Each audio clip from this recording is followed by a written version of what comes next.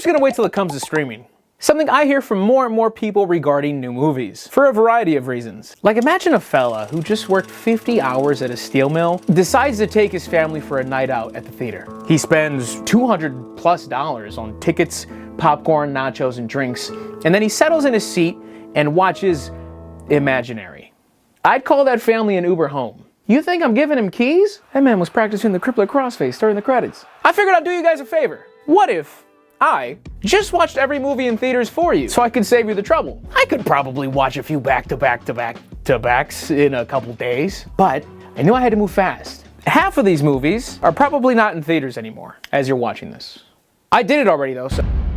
Now, just so you know, I will be running through all the movies, chapters included so you can skip around. Some will have spoilers, some won't. You'll know because I'll warn you. Now, I had a fair amount of free will on what movies I wanted to watch first, so I decided, why not start with the safe, but also not safe option of horror. The First Omen, 11:55 a.m. The First Omen? More like the first? Oh, man. I arrived at the theater with impeccable timing. Awkwardly asked the cashier if I could take a photo of the showtimes, and off I went. By the way, this will be a bit of a theme going forward, but lo and behold, the noon showing of The First Omen on a Wednesday was empty. Also, I wanted to nap during the previews because I was a bit sleepy, but I couldn't because I just kept smelling raw stank ass. I tried ignoring it, checked if it was me, but I think whoever sat in G15 before me had just ran a 10K and then just doggy butt slid all over that bitch. I moved seats and it went away. So anyway, I watched. So I checked the show times and Best Buy payment. 2 days? What the hell am I paying Best Buy for? True story, by the way. In the bloated era of subscriptions, you'd be surprised at how many go under the radar. And speaking from experience, it's the annual ones that'll get your ass because you just completely forget about those. That's why today's sponsor, Rocket Money, not only reminded me about it, but I was able to send them to cancel that subscription for me. Rocket Money is the personal finance app that helps you cancel subscriptions, lower bills, and manage your money better. They'll show me my spending reports, which is useful, but also kind of funny at times because they're like, hey, you spent thousands of dollars this month as opposed to last month. What's up? And I'll take that into consideration and be like, well, I should probably get back to work, I suppose. Canceling unwanted subscriptions is just very clutch for me. And Rocket Money has helped save its customers up to $740 a year with over $500 million in canceled subscriptions. So to save more and spend less, join over 5 million members using Rocket Money today. Go to rocketmoney.com/MrGG or click the link in the description to get started for free. And thank you, Rocket Money, for sponsoring this video. One disclaimer, everyone knows the rules. I am not gonna brush up on lore. I came into this movie hoping it had absolutely nothing to do with the original, or the remake, or the other parts I just saw existed. For example, Omen 3, The Final Conflict. Incorrect. Your Honor, that's a lie. You're gonna be put away for a long time, you son of a bitch. So thankfully, this was a prequel, so none of that really mattered. It was all new stuff. I went into this one fully blind because I didn't even accidentally see any marketing for this one.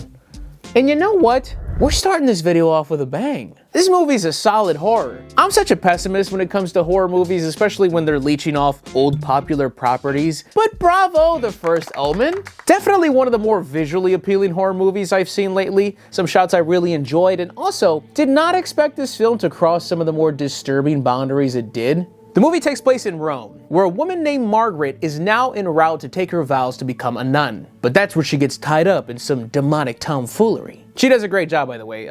Nell Tiger Free. It's a cool fucking name. I'm gonna talk spoilers now, because that's the fun part for me. Ready? Okay. There's a scene where a demon claw just peekaboos from Coochie. I wasn't familiar with your game, The First Omen.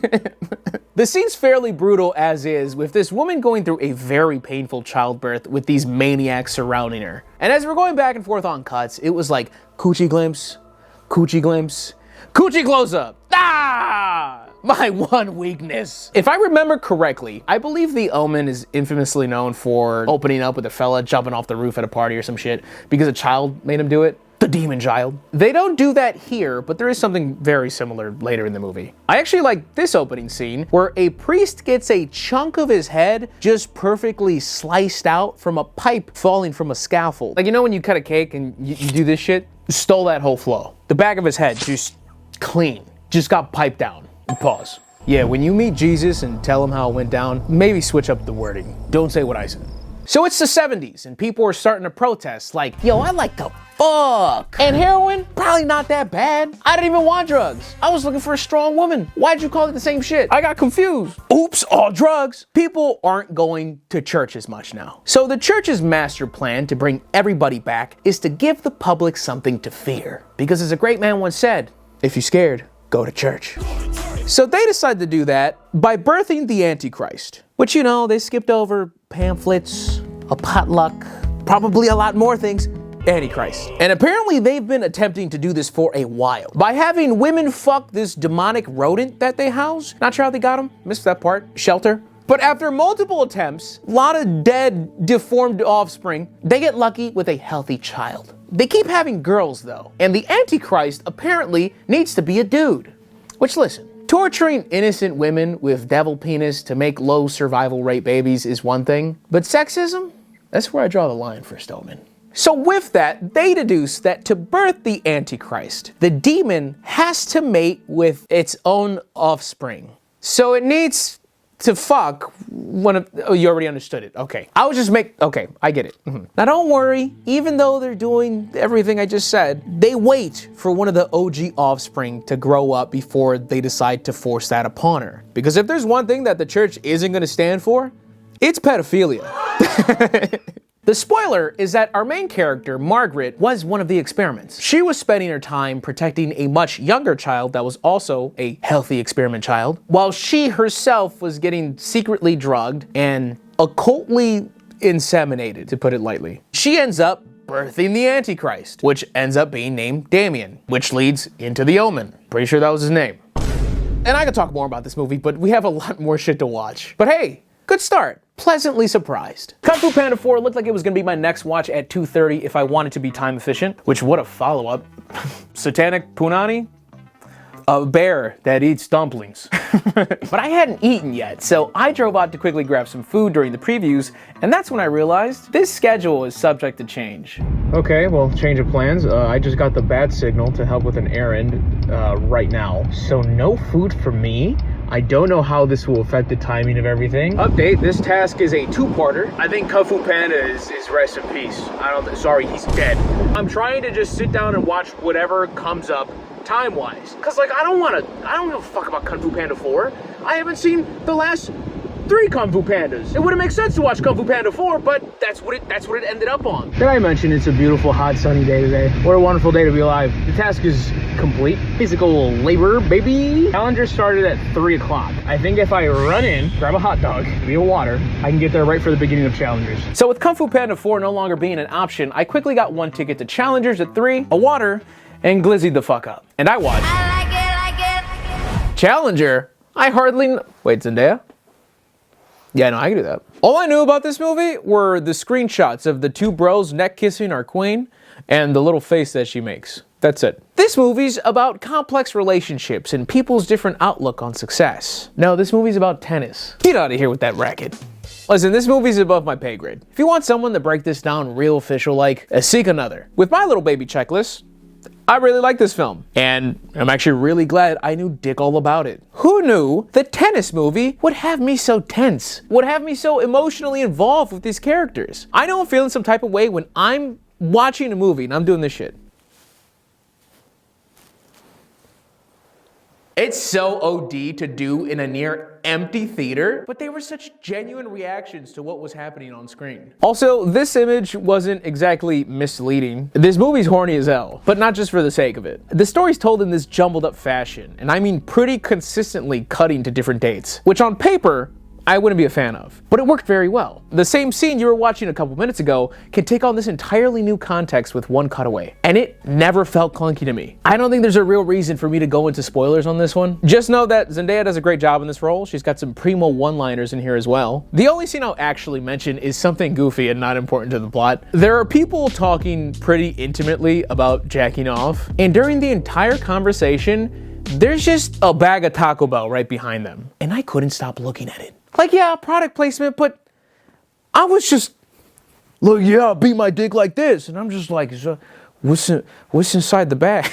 Like, yo, Debo, y'all cool with this? This is what you want me to think about when I'm eating cinnamon twists? So I had to now run home and take my dogs out, eat a little something more, and speed right back because the next movie that fit the schedule was The Ministry of Ungentlemanly Warfare at 5:50 p.m. I was gonna get to the movies at 6:10 p.m., which isn't as bad as it sounds because for the most part, movies have about 20 minutes of previews. So I sped walk, got my ticket, and walked into the first couple minutes, I think. What I missed, who knows? But I did watch.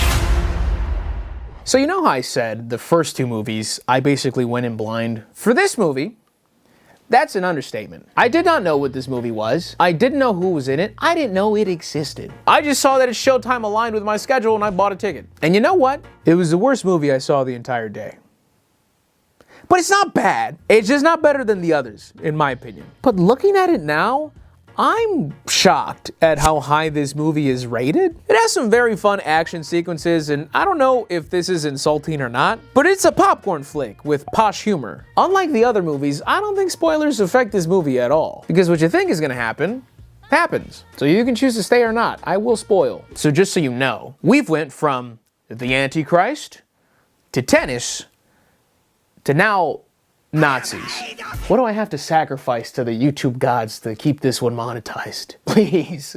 So Hitler is doing Hitler things, and the UK is like, cut that shit out. But he keeps cooking them left and right. So it looks like the Prime Minister will be forced to surrender, unless he assembles a team. That he does in a secret operation. A team of people with different skills who are gonna kick some Nazi ass and turn the tide in the war. That is apparently based on a true story, which the real story is probably very interesting, but in the movie, everything is so blown up to these guys just being one-man wrecking crews. They're these invincible killing machines that always get the luck of the draw, so we see them kill as to be hundreds of Nazis on screen, which I hate that the movie is making me sound like that's something I'm against. By the way, if the real crew actually did all of that I saw, my bad.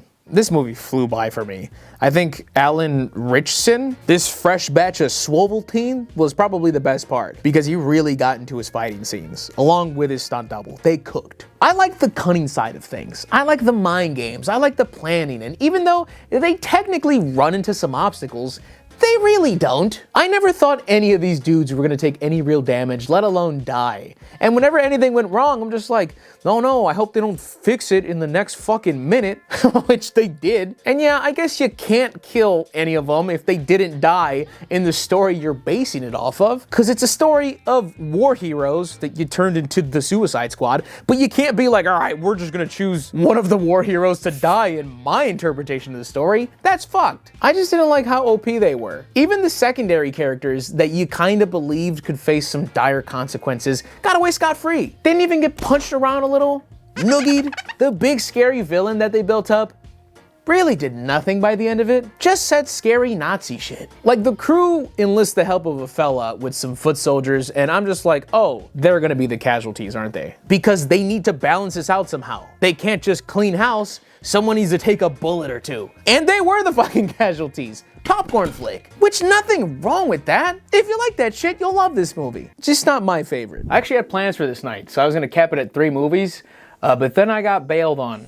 The universe was telling me to get my ass back in there and continue the mission. And sitting in my car a few minutes before the 8:10 showtime of Abigail, I decided to watch one last movie. I feel weird being in the theater this long.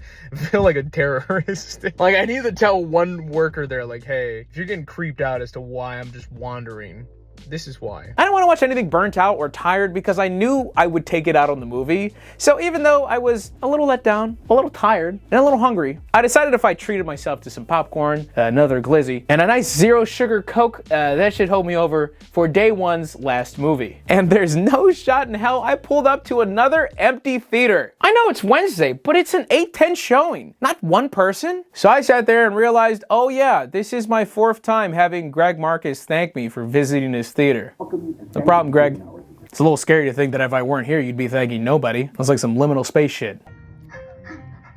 I love you too, man. I don't even know the guy. We're certainly sharing the experience. Now, a couple actually pulled up 20 minutes into the movie, and I just thought, Abigail deserves better. By the way, I watched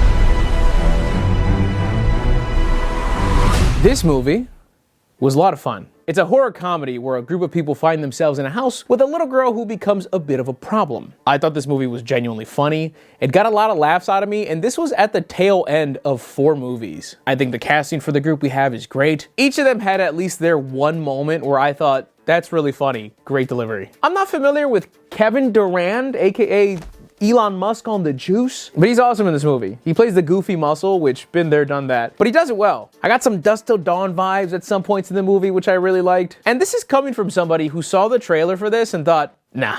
And I know this is horror and I love breaking down horror, but this one doesn't need spoiler talk. If you're interested, check it out. If not, cool. And just like that, day 1 came to a close. I know some of you have probably attended film festivals and this type of stuff is nothing to you, but 4 movies in one day, a little under 8 hours of screen time, that's a lot. But overall, it was a good movie day. And I know in the back of my head, that wasn't gonna happen again. By the way, if I had to rank today's watches, it would go Challengers, Abigail, The First Omen, and The Ministry of Ungentlemanly Warfare.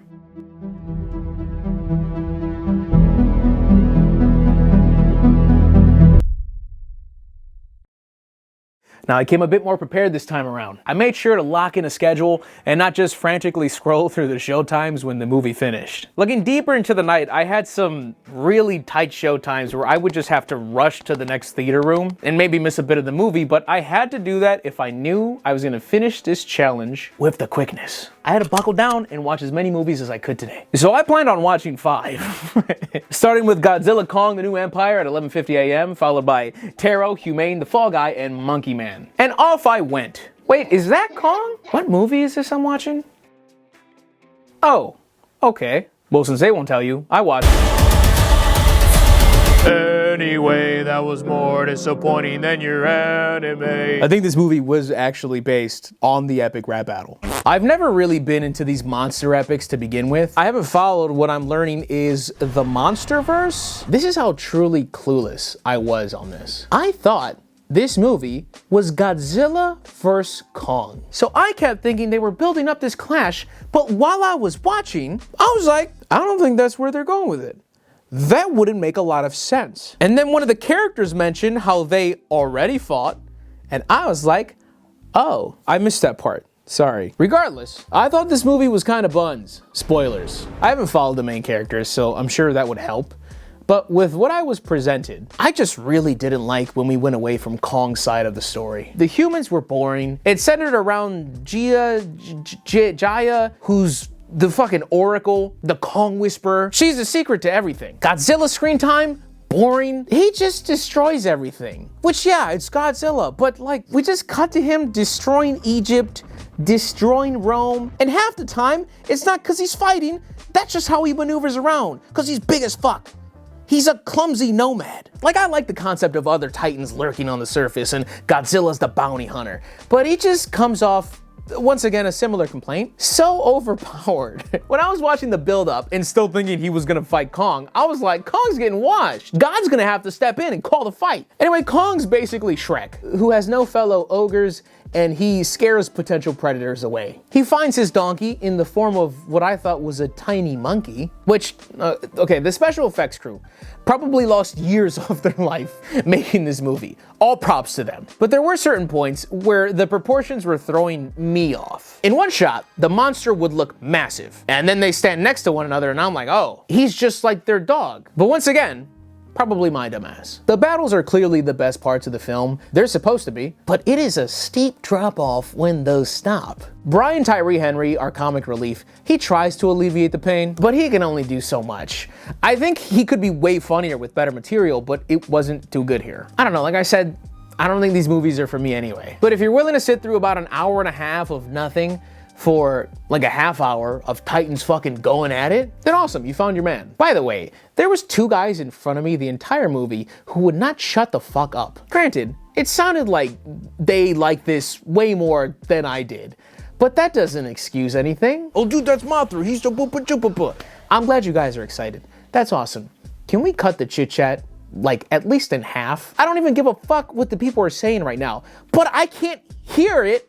So even if I wanted to care, I can't. Do you know what's crazy? I went to so many empty theater rooms, and the few times where other people were present, it was always something. we are at an all-time low regarding theater etiquette. You guys suck. Like, sure, I was taking out my phone periodically to take notes, but my brightness is all the way down, my phone's silenced, and if I know people are behind me, I creep the phone close to my chest to not have the light distract anybody. Like, I had people...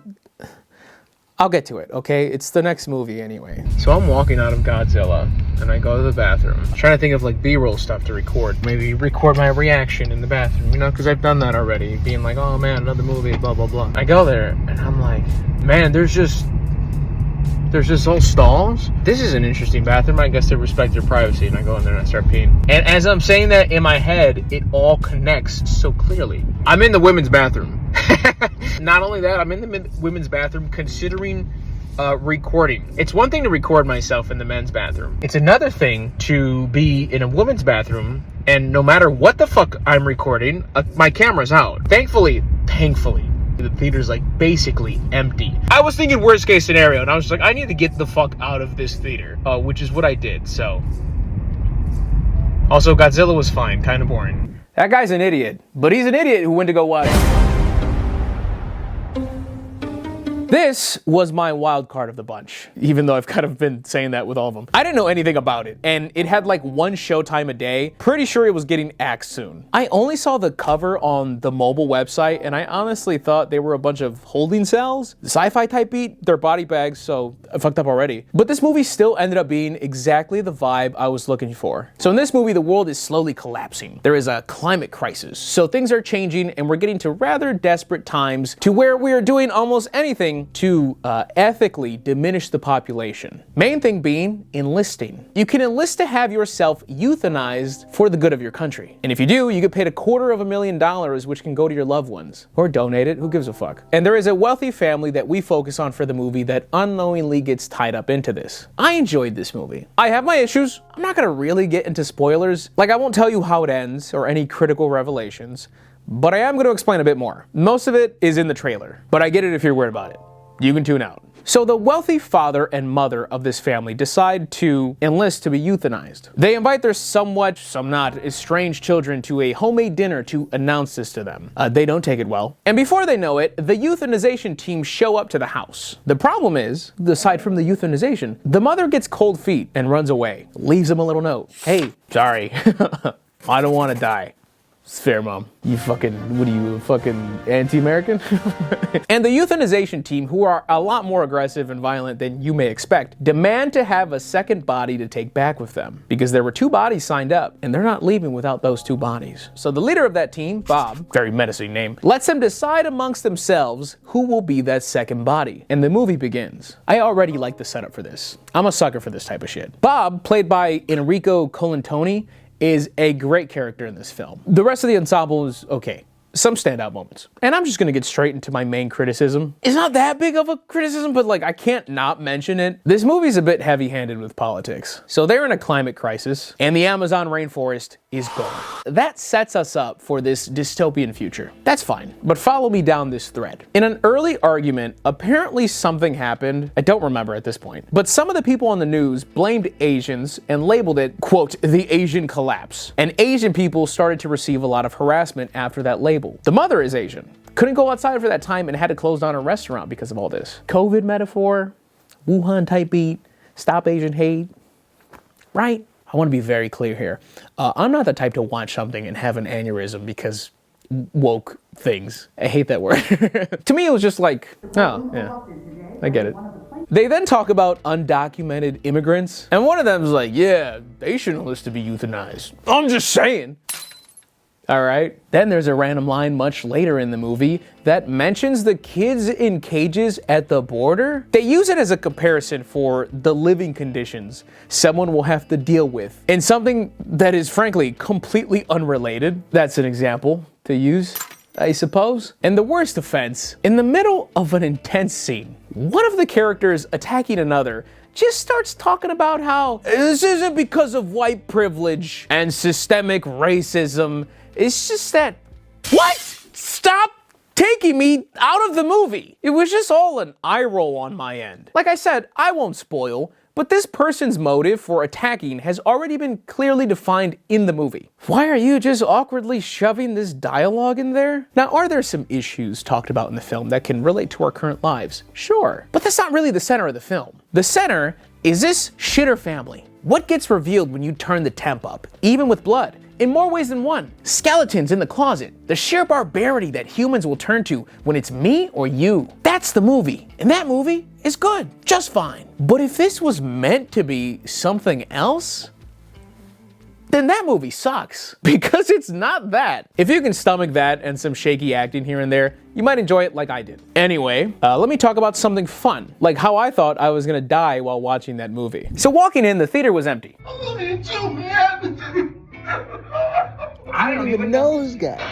We're certainly sharing the experience. About 10 to 15 minutes into the movie, a fella walks in and sits in the row in front of me. And he has a backpack, and he sets it next to him. And yeah, I'm sorry, I'm a little paranoid Paulie, because I immediately start returning my recliner to its original position just in case I need to move a bit quicker. And remember, I'm right behind him, so he hears me doing that, but that doesn't change anything. You better not miss because I already got a plan. Bolt up, run down the road, jump the tunnel, parkour down about 10 feet, tuck and roll, you look like a bad shot. Now, it's one thing to think that this guy's gonna shoot the theater up. It's another to think he's gonna shoot the theater up on a Thursday at 3 p.m. during Humane, the showing that just has me in it. So he reaches into his bag and he pulls out a laptop and he starts looking at emails. I'm not taking my eyes off him, by the way. Nor am I joking at how much anxiety I had in this moment. I have stopped watching the movie. Then he reaches back into his bag and he pulls out an old theater cup and he goes to refill it. Then once he returns, he reaches in his bag again and he pulls out like a foot-long Jersey Mike's sub, which he proceeds to eat. And my nerves have calmed the more and more goofy shit he took out of that bag. I respect the hustle, but also, going back to theater etiquette, that guy sucks. He kept rustling all his shit around. He was taking calls. Maybe a gun was the least of my worries. Anyway, now it was time for me to watch the worst movie I've seen so far. This is literally just Ouija with a little twang. I hate it a lot. Please allow me to rant. So I saw this trailer against my will before another movie. I didn't expect much, but I thought the little roster of villains was a cool idea with tarot cards. I like that shit. I like rosters. I thought we'd tiptoe in the 13 Ghost vibes, but it just made me wish that I was the 13th ghost. So there's a group of college kids who rent out a mansion for their friend's birthday, and they find a box. By the way, spoilers, don't watch this fucking movie. Don't give them your money. They find a box with tarot cards. One of the girls does readings for all of them and just pretty much foreshadows all of their deaths. But she doesn't say that, right? That's not the point. It's just a tarot reading, but it's them dying. But they don't know that. And then they all die in the ways that she alluded to. We've seen this movie, guys.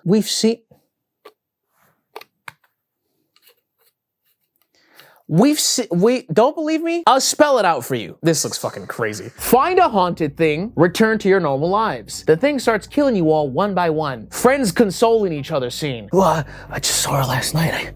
I just don't understand. More friends die. This can't be a coincidence, right? Something is killing us. The one guy in the group, come on, you guys sound crazy. You really think a fill in the blank is murdering us? Find something online or a person that's super knowledgeable because they've dealt with it before. That always semi-leads to a dead end. Then they either get a eureka moment or use the partial knowledge that they got to fight back. Random forced romance in the middle of all this. Monster defeated. Who the fuck cares? Homie from Spider-Man is in the movie. He literally walks into a dusty room and says, "Definitely spiders here."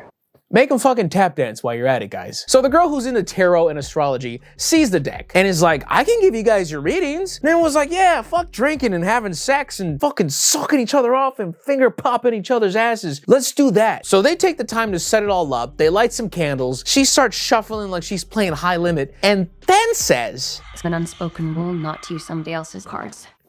You thought of that now? And I didn't think they'd actually do it. Once I heard the first two people, I understood what was happening. Everyone did. But I was like, oh, something's gonna interrupt this, and then we'll get the rest of the information spoon-fed somehow. But no, they tell us how every single person in the group will die, including the tarot girl who deals to herself. Back to back to back to back to back. Like, this is how shameless it is. They tell Spider Homie, you're gonna feel boxed in, ascending numbers. One door will close and another will open. plus you're an Aries. And it's like, okay, let me guess. He's gonna be trapped in an elevator, ascending numbers, but if he can remember this, he'll be able to escape from the hatch up top once the door is closed or something.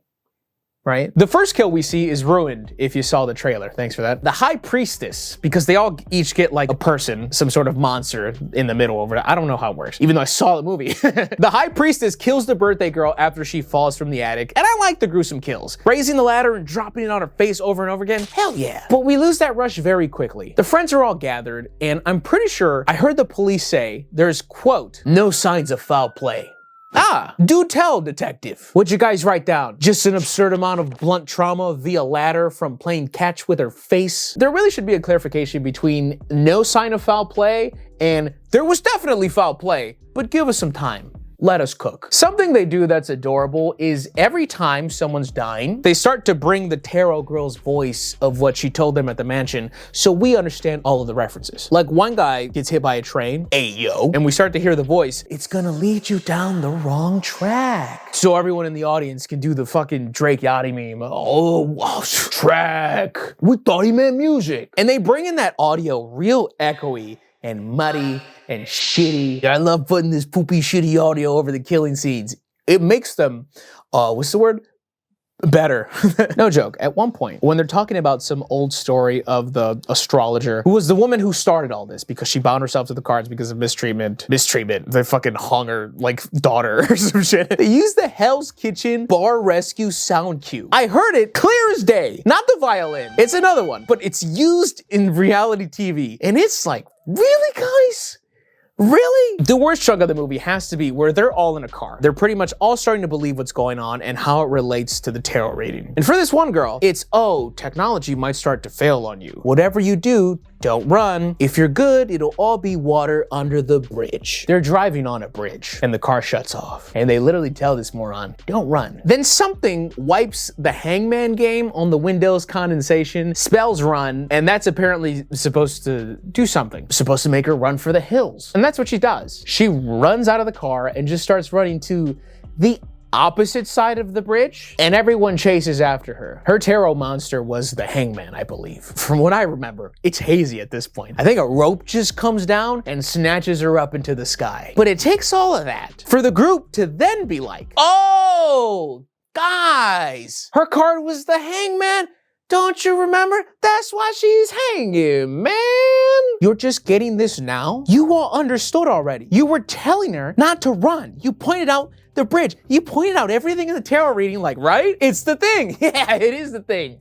But what's that? Why is that in the script at that point? And even more insulting, because they just got it right. Everyone's on board, right? Right after that stupid fucking scene, Spider Homie's like, you guys are crazy. I'm gonna go home and I'm gonna lock myself in my room and I'm gonna be safe. You guys go do this cuckoo crazy stuff. I'm not in this. That's not what he sounds like, but that's the voice I'm giving him because he's acting like a fucking idiot. And Tarot Girl tells him, your tarot reading told you to not make rash decisions. Don't you remember? That's what you're doing right now. You're making rash decisions. He still leaves, even though he's been like the most paranoid of the group. But now he's just hard-headed out of nowhere after he saw a real-life Pokemon escape rope drop from the clouds. This is when he wants to start questioning things. And guess what? His monster, the jester, the clown, whatever it was, finds him and he's in an elevator. And they drag out this kill for whatever reason because they think they're doing something cool with the jester. They're not. It doesn't make it more impactful.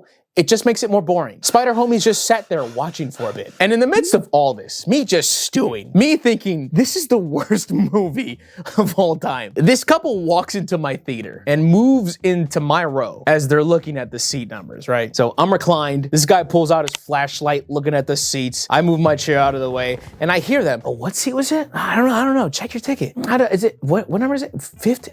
Guys.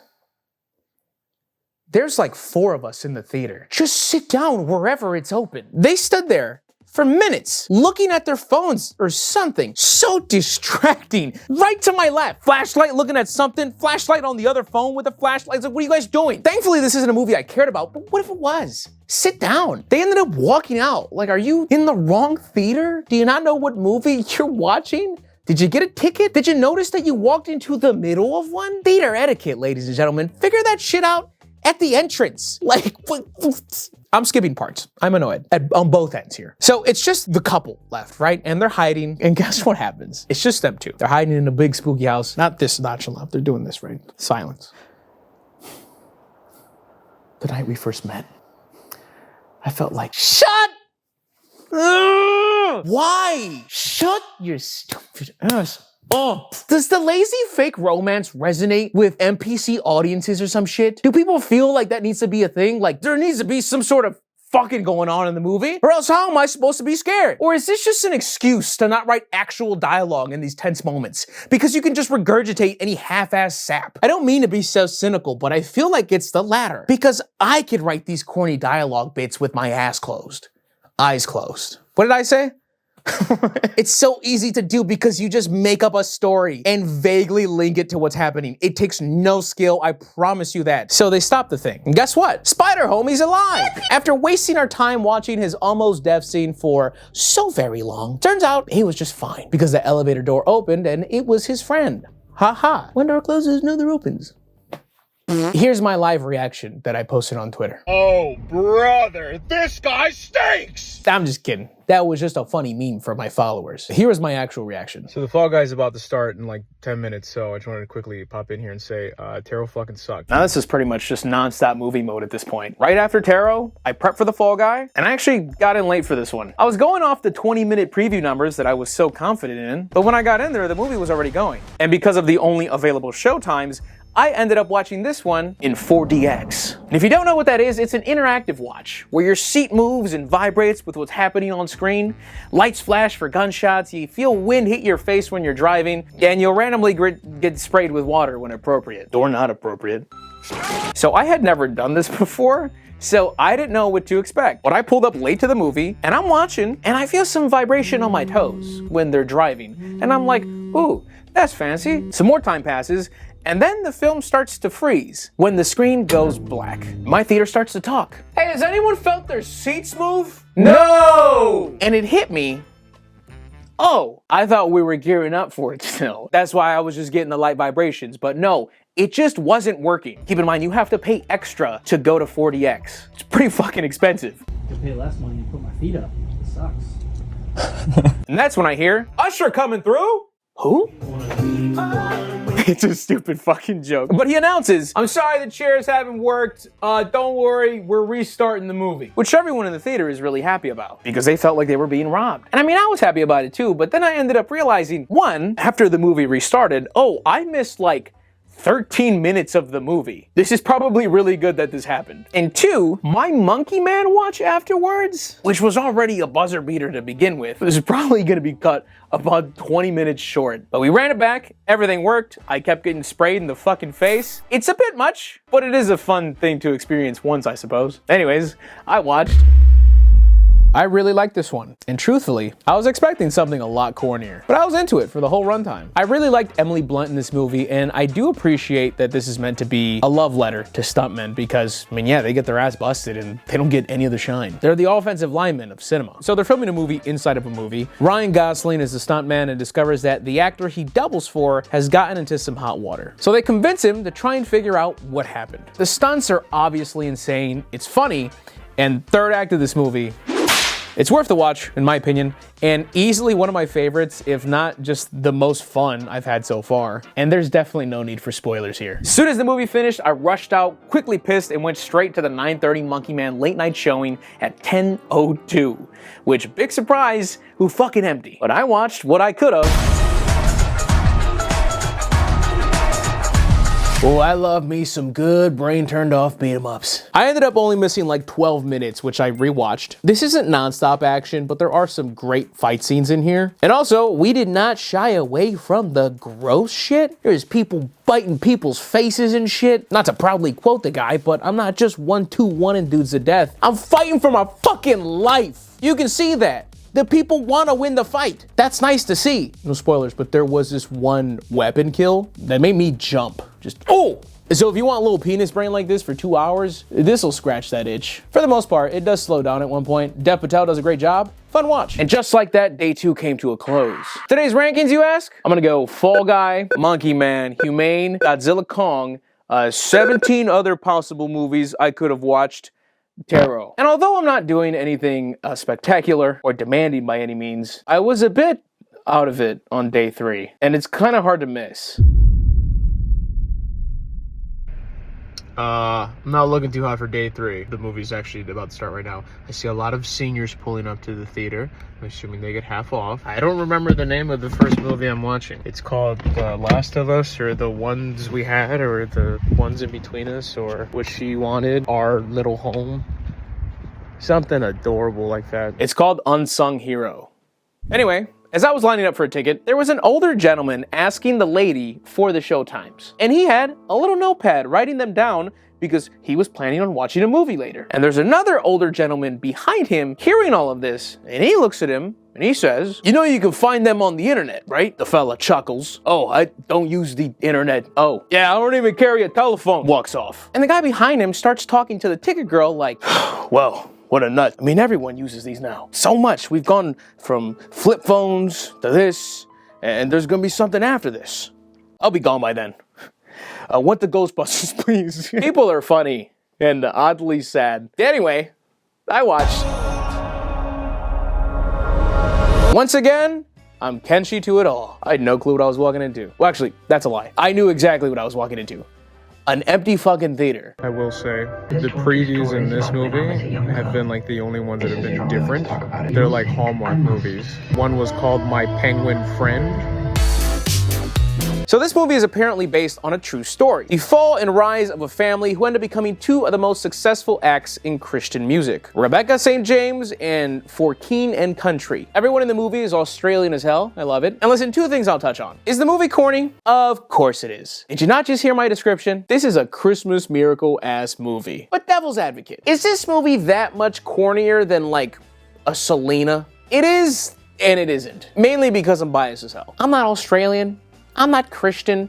I don't remember the last time I put Rebecca St. James on the aux. Instead, I'm Mexican, like looking at J-Lo, and I wasn't doing that during the movie. I wasn't. There's a, what was it? What was the song? Life is beautiful with you. It's something like that. I don't fucking know. Second thing, I actually like the acting. I didn't know this, but Joel Smallbone is playing his dad in the movie. And I think he did a great job. It's a feel-good movie for the family. It's very religious, obviously. Not the worst movie I've seen. Not by a long shot. This next movie just ended up fitting a little too well with the timing, and I'm trying to watch as much as I can because I couldn't go to the movies all day Friday, so I had to take what I could get in the first half of the day. So I watched. Now you're probably seeing the title and thinking, oh, short review coming up. Wrong. In what world does this movie get into a theater room? That's what I kept asking myself. I understand Pixar, DreamWorks, Illumination, they got the money, the power, and the usually decent movies for all ages. I am in awe at how mean I'm about to be to this movie. This movie is, I'll say it, unfinished. Whenever the DragonKeeper DLC drops, give me a ring so I can hang up. This film is ugly. This film is boring. At points, it just looked like a slightly polished cocoa melon. I'm gonna spoil it. Sorry to the 3 of you who even heard of this movie. So Ping, our main character, is a slave orphan who gets manhandled by old Asian men. Bring the whole family!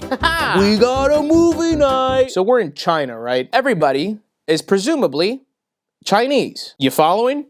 Everyone's got a British accent. Who are you? Every What awaits ahead? character. Bring the dragon into the cage. British. Be careful. I don't know why. I'm assuming it's for marketing purposes, but it's weird. There are just a bunch of unexplainable things in the movie. Like, it's randomly blurry while watching some of the scenes. There are more than one super random, just sloppy cuts while people are talking. Gave me whiplash a few times. The main dragon that ventures with Ping talks, but he talks to her mind. He doesn't actually open his mouth, which, judging by the rest of the movie, just seemed like a little loophole to not animate the mouth movements for the dragon. But even if that's not true, and we just went with, oh, he's this wise dragon, so he's, you know, chi, so he's just talking to her brain. He still looks goofy as hell half the time. You have much to learn, little pig.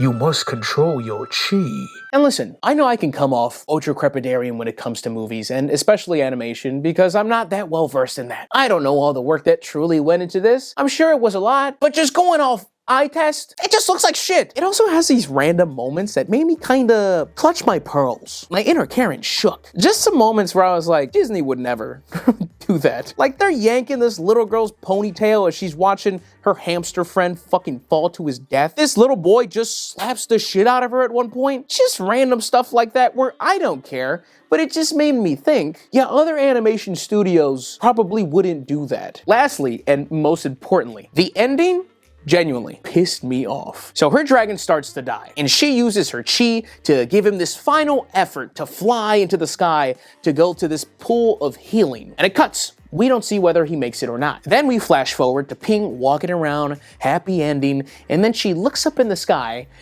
and then the movie ends. What the fuck do you mean? Are we not supposed to know if he died? Surely he lived. It's a kid's movie. We should get that happy, corny ending. But you don't even give us that. And it's insane because the ending can be fixed with one sound effect. You didn't even need extra animation work. Just one sound effect. That's it. She looks up in the sky and then play Dragon Roar 5 and we all feel tingly inside. Bonus points if you show a little dragon shadow crossing her face or you see a little dragon glint in her eye. But when you leave it silent, we can also assume she misses her mute winged friend because he's fucking dead. And she's reminiscing on how we used to fly. Or he's in dragon heaven and she's looking up at him. DragonKeeper is unfinished garbage being peddled to your kids. I read some of the reviews and I don't know why people put weight into, I took my 4-year-old to watch it and they liked it. No shit! Prop up an iPad, put on random YouTube animations, and like moths to a flame, they'll enjoy themselves. Like my daughter said she liked it. I didn't go alone. Felt a little crazy doing it for this one. But also, in the middle of the movie, she turned to me and said, "Is it almost done?" Which, that's what I'm fucking talking about, baby. I'm glad you're also able to recognize that this sucks. But also, these tickets were expensive, so sit down. I hate that I have to bail Taro out of being the worst movie I saw during all this, but DragonKeeper has dethroned the king. I don't care that it's a kid's movie. This is the worst film I've seen thus far. So I left that theater pissed, but able to laugh about it. And just like that, it was time. I had saved the best for last. So I got my ticket and proudly marched to watch one of the biggest films of the year, Civil War. Who you gonna call? Bill Murray, to give him $10 million so he can show up with a smile for like 6 hours. So a few things. I remember the 2016 remake of Ghostbusters. Never watched it. I discovered after Googling that there was also a 2020 remake. Never watched it. This is the sequel to that. And shockingly, this is the only movie that I just straight up dozed off in. I saw the first 15 minutes, then for the remainder of the first hour or so, I was catching a couple minutes here and there, just straight up head bobbing. Is that Patton Oswalt? What the fuck is he doing? Being a fucking nerd, probably.